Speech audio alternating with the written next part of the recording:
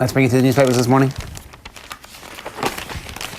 Gordon Darcy says Munster will have to replicate the Sarries Wolfpack if they want to ruin Leinster's season. O'Mahony focused on taking final step to silverware. O'Gara rules out working as Van Graan's assistant coach. That was speaking on Off the Ball last night. Ron O'Gara will play a bit of that later on. McIlroy sticks by Ireland as he eyes Olympic debut in Tokyo. The world number 4 commits to representing Ireland at Tokyo 2020. He did commit, didn't he? It was like a more likely than not. That's like a, yeah. Well, if he was to roll back from this. It would be very unusual for him to bring this up and then decide not to play. You know, I'm not quite sure he went to the brink of a committal yesterday and then pulled back and did leave it as more likely than not. But if this has been asked of a journalist to bring it up, and then he decides he's not going to be there, it would be very peculiar. Be mad, wouldn't it? He said, I'm very excited to play the Olympics. Yeah. A couple of years ago he said, I'll only watch the stuff that matters, when he said that he wouldn't be watching the Olympics. See, I admired him the last time, because initially it was put out there that the Zika virus was something that was an issue for him, and he was obviously engaged at the time and wanted to become a father someday, and look, that's something that all would-be parents would consider, given what we knew of the Zika virus at the time. But then subsequently came out comments like that where, you know, I only watch the things that matter. And I admired him for saying, I'm not going to play in the Olympics because I couldn't be bothered. Yeah, and then I actually did get that. Then he did watch it and was like, ooh, when Justin Rose won it, and he was texting Justin Rose going, oh, that looks pretty good. And so he's changed his mind. Yeah, and that's also allowed Japan, too. A massive consumer economy with about 80 million people, 40 million of whom play golf. There was one proper... Neither of those figures were plucked out of his... There was one proper golf course in Brazil, which was the one that the Olympics was on, and it's not really, hasn't survived. So, are you going to turn down the opportunity to go and sell a lot of Nike golf shoes to Japanese consumers? I don't know, Ger, you tell me. No, you're not, is the answer. If it's a rhetorical question, don't wait for my answer. And then, I haven't read Dara's column yet, but it promises good stuff. The life of Amir Ferna is a simple one until he inserts himself into the action. Have you read it? Yeah, nail on the head. The Greg Kennedy thing is the funniest moment of the year. He will laugh again if more moments like this happen throughout the course of the summer. Some good stories in Dara's column. It's definitely worth a read. The back page of the Irish Independent is, I will try my heart out to win Olympic gold for Ireland. That's Rory McIlroy. And O'Gara turns down Munster role. Former out-half wants his next job to be as a head coach and return to Ireland to be on his own terms. And a clash of 2018 champions to attract 35,000. So they're expecting 35,000 to show up for Limerick's opening game of the 2019 championship against Cork. It's taking place at the LIT Gaelic grounds. All those O'Gara headlines, of course, coming from our piece yesterday with him, which you can get on youtube.com/offtheball, or you can get the full story, of course, on offtheball.com. Irish racing stunned by O'Leary exit. It's the Times Ireland edition, leading with Johnny Ward's story. Irish racing was in shock once again yesterday as Michael O'Leary outlined plans to phase out his involvement, coming in the same month as the retirements of Ruby Walsh and Pat Smullen. This bombshell was the biggest development of them all, as the Ryanair chief executive, owner of 2 Gold Cup winners in war of attrition, and Don Cossack cited family reasons for his departure from the jumps scene. And then McIlroy opts for Ireland at Tokyo Games is the other story there. Dennis Walsh has a column about how the early forays muddy the championship waters. The Irish Daily Mail goes with Alexis Sanchez. They say, we'll pay you £12 million not to play for us. Alexis Sanchez supposedly on his way to Inter Milan, where Manchester United will pay half of his wages. Bale then is ready to stay and fight for his Real future. Whether or not Zinedine Zidane will allow him to fight for his future is a different matter altogether. Yeah, I mean, he won't be allowed to, but he'll be picking up some money for it. So I think it's a win-win-win-win-win for Gareth Bale. City moneybags ruining league. John Aldridge exclusive. I mean, yesterday when we covered this story, we got accused by Manchester City fans of being essentially being parrots for Liverpool, as were the New York Times were parrots for Liverpool. John Aldridge is now like officially going, yeah, let's take the league off them. I mean, you can level that accusation with John Aldridge, that's no problems. FAI gear up for FIFA visit. FIFA will today demand assurances from the FAI that they can get their house in order. This is Aidan Fitzmaurice's story. And then gig is up. Shock is O'Leary to wind down his successful racing empire to be with his kids. The back page of the Irish Sun says, vendetta. City think United and Euro giants are out to get them, and fury at Etihad over damaging leaked report. The Guardian back page this morning is cricket. Bairstow keeps England ship-shape in Bristol, and Crewe Academy scandal, coach guilty of attempting to groom underage girl. So Crewe Alexandra, one of the clubs most heavily implicated in football sex abuse scandal, have announced they've sacked one of their academy coaches because of a police investigation that has led to him being convicted of attempting to groom an underage girl. So this is still going on. which, you know, the crew stuff was supposed to be historic, as in like, when they say historic, they mean like 15 years ago. But it is apparently still going on. He was suspended by the club in September. The Irish Daily Mail goes with Irish eyes shock as McIlroy does Olympic U-turn on Britain, and Rogers Reds return not on cards for now. That's the story from last night's piece on Off the Ball. Yeah, sport in Telegraph this morning, and it's Bairstow's blast. And then also fighting back, the Trailblazing Football Club declaring war on racism, and Elise Christie on her recovery from self-harming, finding happiness is the mental health story that the Telegraph are going on there. The back page of the Irish Daily Star says, on the green, Rory to chip in with Ireland for Olympics. But it's an interesting exclusive here at the bottom of the Star. GEA no to RTE McDonagh Cup offer. So we saw last week that John Horan was giving out about RTE picking games for the figures, but it turns out that RTE has actually offered to screen the McDonagh Cup final live, but RTE have turned that proposal down. Now, or that the GEA have offered to have actually turned that proposal down. In their defence, the only way RTE could have done it is by showing it at 12 p.m. because you've got the Munster final at 2 and the Leinster final at 4, which they also have to show. But because of the fact that there has to be an on-the-day finish, it would mean an 11:30 start. So the GEA felt that that was unacceptable for a final. So you can see both sides of this story, but an interesting line there from Carl O'Kane. And then finally, the Racing Post, as you can imagine, leads with the story from yesterday. O'Leary drops Gigginstown bombshell. A huge blow for jump racing with plan to wind down operation. And then back of the Racing Post is on the prowl. Tiger continues hunt for major supremacy at brutal Bethpage. I don't have the Examiner paper hard copy with me here, but their headline is the long kiss goodbye. O'Leary signals Gigginstown exit from racing. And then they also have the two pieces on that. There's the news piece, and then there's also Ruby Walsh's column, which we'll talk about now. And still hungry, All Ireland glory hasn't sated Limerick appetite. And then Donald Lennon's piece is Leo Cullen entitled to fire back on Leinster's lost talents. I'd do the same. It's hard for Leo Cullen to, not do the, and you keep saying all my best players, what the hell do you expect, lads? Because certainly that's what he must be thinking. Yeah, the two people that you look at with most puzzlement is Carberry and Jordy Murphy. Both would have been in the matchday 23 yesterday. Murphy may have started. Carberry would have been a great guy to have been able to bring off the bench for the last 10 or 15 minutes if Leinster needed to find something and change things up. I'm not saying he would have come on for Sexton, but there could have been some sort of a rejig whether Carberry wore 15 or Sexton moved into play 12. But if it continues to happen, they're going to lose Jack McGrath, who's part of their matchday 23 on Sunday or on Saturday. He's gone. Sean O'Brien's gone. Sean O'Brien's gone. Well, that's a little different. I mean, that's just sort of the passage of time, and he probably wasn't been offered a central contract, and that's a decision he's made himself. It's not a disaster for Leinster that a 33-year-old Sean O'Brien's leaving. But if the drip continues, it is going to become an issue for them. It already is an issue. Like, they are grooming these brilliantly talented young guys and then seeing them move against their will. There's no doubt that Leo Cullen is annoyed by the way this has gone. Yeah. Moving against their will is in the players' will? No, against the will of Leinster. Right. But look, you have to look at the big picture, and that's what David Nucifora is doing, and it's what Joe Schmidt's doing, and Philip Bryan is doing. So there's two sides to that argument as well. Is the Irish team what drives Irish rugby and generates the funding and the financial resources to be able to develop academy systems? And what if we only, well, they don't generate academy systems, the schools pay for all the academies, really. Like, an awful lot of the money that's generated by the international side gets played back into the provinces, which in turn is the next step for these academy graduates. I mean, I wonder about that, right? Like, I wonder, is most of the money that goes to from the international stuff not paying the international teams? So this obviously pays their wages, yes. Yeah, and then... but there's more to it than that. It also funds sevens rugby, women's rugby, 20s rugby. Which they've slashed the budgets on women's rugby. So they spent a bit of money on sevens rugby, fair enough.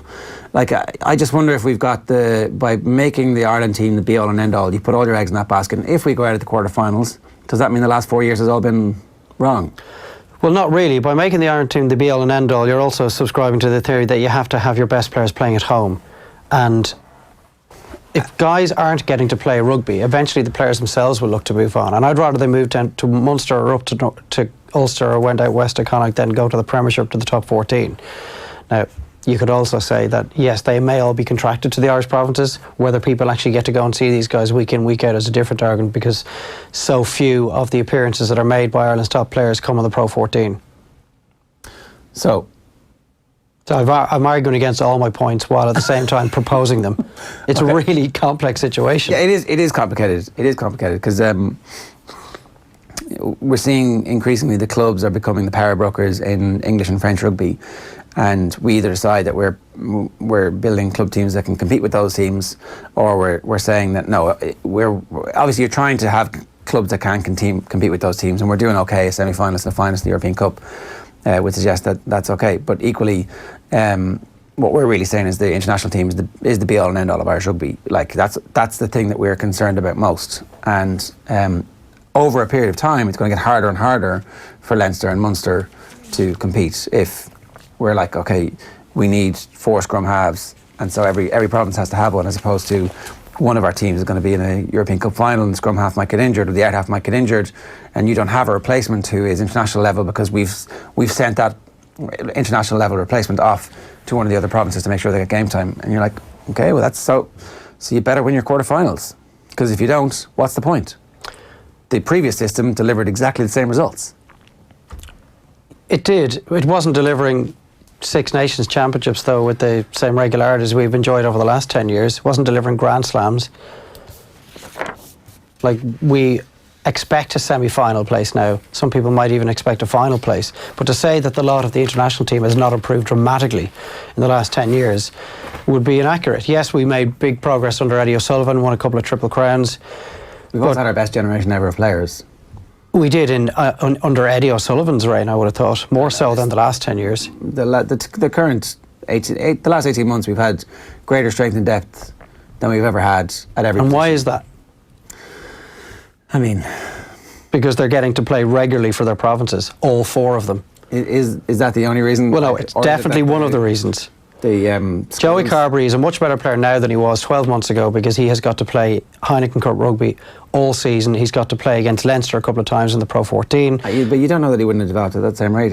Well, he just wouldn't. Well, how could he develop at the same rate if he made 0 starts in Leinster's run to the Heineken Cup final this year? He would have started. He was so good this year that... Well, he would have started the games that Sexton didn't, so he would have started the same number of games that Ross Byrne did. Or he could have started at full back, or they could have mixed things up. Like, he's such a good player. I think that what they decided he's was... a much better fly half now than he was a year ago. Well, fair enough. But like, you would expect year on year that he's going to get better until he reaches his peak. So, like, I don't know whether or not the rate is as accelerated as everybody says it is. And then he also suffered the injuries that he's had. So, but he'll see himself individual case, right? You can take these individual case and go, well, that individual case proves it. But I would argue that the grand philosophy has been we have to reach a semi-final, and so the eggs are now in the basket of the senior international side, and we'll have to revisit this after the World Cup and see what happens. And do you think it's worth it if you do reach a semi-final? Well, then you've decided that this is what you want to achieve, and you've achieved it, so you have to see the plan worked at that point. But the damage and the risk is that next season it'll be Saracens, Racing, and another good English team who, I don't know which of them is going to be good next year. Maybe it'll be Exeter or somebody, and we're like, okay, strung out from the lack of depth that we have, because every time a good young player comes through, somebody gets moved away. There's a couple of other stories we wanted to get to from the papers this morning. The Irish Examiner has a couple of good lines. Ruby on Michael O'Leary is particularly strong this morning, but also just one quick one I wanted to touch on. Kieran Sheahan is writing this morning about the midweek game. So he talks about the fact that the Sunday game was kind of this old archaic idea, because you just couldn't have all the games on a Sunday. You had to have the Saturday game, and he thinks at this point we've gone well beyond the point of just the weekends when it comes to GAA games, especially when you look at the Joe McDonagh Cup, which threw up a great fixture last week between Laois and Offaly, which you didn't get to see any of on television, and it's going to throw up some decent football fixtures over the next couple of weeks as well. He says, put them on a Wednesday night, put them on a Thursday night, whatever, put them on a Friday night, put them live on television midweek. Now, we did have this situation a couple of years ago when Carlow and Laois were set to play on a Friday night. But Shannon points out that the GPA's issue with this was not actually the Friday night fixture, it was the lack of warning for the fixture. He says that with the current calendar, you would actually be able to point out in the provincial championships and in the Joe McDonagh Cup 10 weeks in advance at least exactly when these fixtures are going to take place, and you could get your systems in place place to either compensate the players or whatever it may be to allow this thing to happen. Now the question is, can the GAA, can the county boards, can whoever is paying for this afford this? And that's an entirely different discussion. But at face value, I think this is a great idea. It's not exactly the most novel idea, we've spoken about it before, but I think you look at any other organisation in the world that tends to get their games front and centre. You talk about the Premier League, you talk about the NFL, whatever it may be, they spread it across the week. More screen time, more promotion of the games. There's definitely merit to the idea. I think if you were to look at the Super 8s, for example, I have watched more Euro 2020 qualifiers over the last 6 months and Nations League than I ever have, because they're on every night. Yeah. And I have seen some brilliant games of football, either whether I'm commentating them or sitting at home, that I would never have bothered watching because they were all on the same night and I wanted to watch Ireland. If you get to the Super 8s and you have a game on the Thursday, the Friday, the Saturday and the Sunday, you are absolutely 100% hogging the limelight for Gaelic football, particularly given that Gaelic football really doesn't see the light of day until the middle of June at the very earliest. You could also build it into your rights packages, so there would be more games being showed, so the likes of RT, Sky, or if it was Virgin Media, Air, TG Car coming in, they would have to pay more, which could go into the compensation of the players, because the biggest issue is the amateurism of it all. Asking players to go to play a game just on the number of games, right? Just on the number of games. The number of games is limited by the GAA. They wanted fewer games. Like if you look back at the commentary from Pádraig Duffy a couple of years back, he was saying that there were too many games on TV and that they needed to pull that back to try and get more people to go to matches. That it's not their job to... There was another comment, I think, from Fergal McGill along the way, which the bones of it was, it's not our job to provide entertainment for people sitting on their couch. It's our job to promote our games, and we want people going to the matches, and we want, that's the vibrancy we want.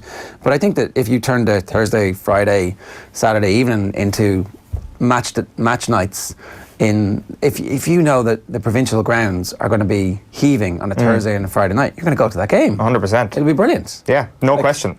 But take those games out of Croke Park. Never have a Thursday and a Friday night in Croke Park unless the Friday night is Dublin-Kerry, in which case have that game in Croke Park on a Friday night and it will be sensational. It isn't as easy as that, though. There's the players you have to think of. So players have jobs, players have families. People have to get up for work that day, they have to get up for work the next day. From a spectator point of view, if it was a Super 8s game and Donegal were playing in Killarney, for example, you could try and make it geographically so that teams within a certain conference in the Super 8s didn't have to travel too far on the Thursday night. All doable. But how do fans get to Portlaoise if it's Donegal, for example, on a Thursday night? So all doable. Don't do that. Don't have that game on it. Don't have those games. Make those games the Saturday afternoon or the Sunday afternoon games. Some fans are going to be able to go, some fans aren't going to be able to go. Do we make it so that most people can go? Yes. Do we make it so that it's the best possible thing? All of that's... You can work all of that out if... Ross Tucker always says, where there's a will, there's a way. Where there's no will, this is never going to happen. Yeah, I'm just saying these are all things that would need to be taken into consideration. Yeah. And certainly not a reason to absolutely dismiss the idea out of hand right now.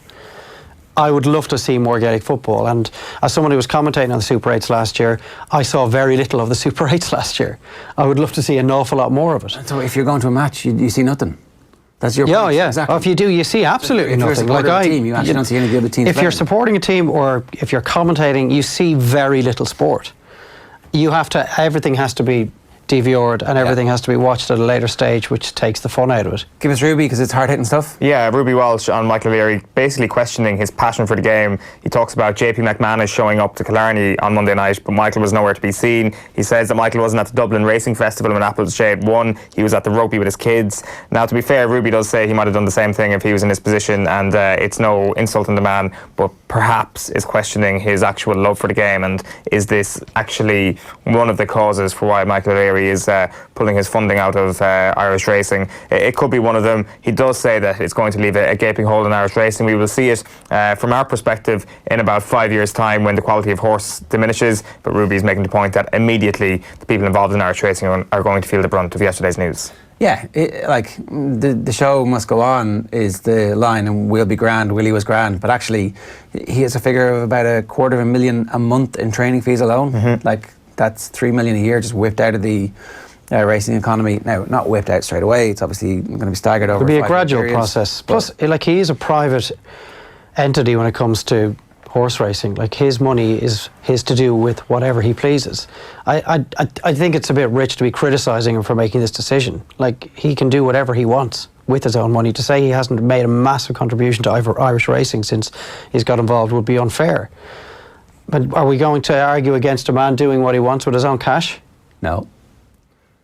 I don't think that's what Ruby is saying. I think he's just asking. No, I know Ruby's not. Yeah. But if there is criticism of Michael O'Leary, I think it's misplaced. As you say, he could have just pulled the whole thing down with immediacy, but he decided, no, this needs to be staggered. It needs to be done over a few years so people can.